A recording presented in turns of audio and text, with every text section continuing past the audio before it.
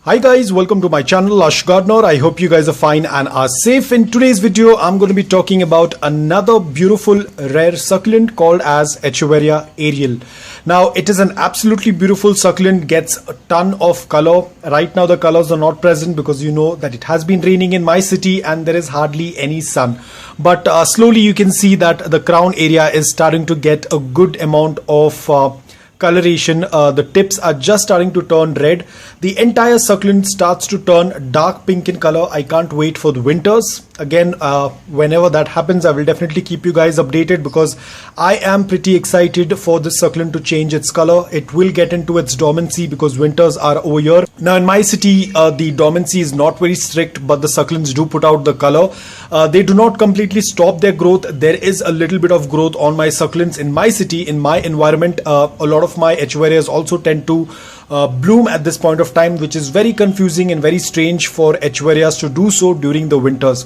But nevertheless, this is an absolutely beautiful succulent. Now this is one of the succulent, even though it's a rare succulent. So if you are a beginner, you can definitely add this in your collection and very soon it will turn very dark pink in color. Now this succulent has been with me for a very long time. I'm not very sure. I'll have to check the dates, but I'm also going to put the image on the screen. I'll put the image on the right hand side and you might not be able to locate it. So I'm just going to point it out where exactly it is and you'll be able to see the dark pink color. It was very tiny at that point of time. I will also put the date so you will be able to get an idea how long it takes for a succulent to reach to this size. So even though it's quite easy succulent, you still need to be very careful. You need to give the basic care requirements, which is the soil. The soil has to be loose, porous, well draining and should be lean in nutrients. Do not overload the soil with too much of nutrients. Otherwise the Echeverias are gonna have issues. Water only when the soil is completely bone dry. They do not like a lot of moisture in the soil, so your soil should dry. You need to have a soil mix that tends to dry out faster. Do not use coco peat, do not use vermiculite. Coco peat, vermiculite, peat moss are a kind of material that tends to retain moisture and can harm your succulent in the long run. Now I'm not saying that if you're going to use coco peat, the succulent is going to get rotted the very next day. This is a very slow process. It eventually starts making the succulent weak. I know of people, I have come across with people, I have interacted with people who have been very adamant of changing the soil mix. They grew their succulent in coco peat and down the line, 6 months down the line, the succulents, all of the succulents were dead. One is because they were from a very humid environment and they were using a plastic container. A lot of red flags. I advised them to change the soil mix ASAP, but they were just adamant. They didn't want to change the soil mix and probably within 6 to 7 or 8 months, all of the succulents perished. So none of the succulents survived.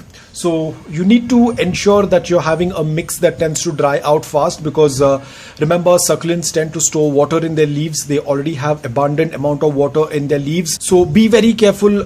Go with the soil mix that tends to dry fast. This is something that I'm just saying from my experience. I definitely do not want you guys to, kill your succulents. The major reason, or I would say 90 to 95% of the time a succulent tends to die is because of excess moisture in the soil. It's not because of watering. A lot of people think that if you're going to add water, your succulent will die. So guys, if that was the case, then all of my succulent would have died by now. It's nothing related with watering, but it is the amount of time that your soil takes to dry. The longer your soil tends to stay moist, the much more risk your succulent is at getting rotted. So be extremely careful. Especially with Echeverias, you do not want to take chance because they do store a lot of water in the leaves and they can easily get damaged if the moisture tends to stay in the soil. So just go for a pot that has a drain hole. Go for a soil that is well draining. Ensure that you have a balanced watering. Do not keep your succulents underwatered for a very long time. Do not give excess water for your succulents. If you're very confused about it, you can just take a stick and just poke it at the edge over here, pull it out, and you'll be able to know when to water or not. Or if you do not want to do that, you can always check the lower leaves. They will start to get wrinkles. If you're very scared about touching your succulent by putting in the stick or anything, you're very scared about it, you're very skeptical about it, it's absolutely fine. All you have to do is just wait. You will start noticing there will be wrinkles on the lower leaves. That indicates that your succulent is thirsty.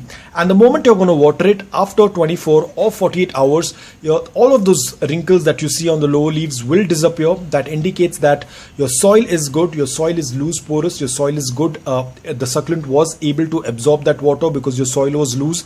The soil was not suffocating the succulent, due to which within 48 hours the succulent had hydrated itself. And the roots are also healthy, because that's the most important thing.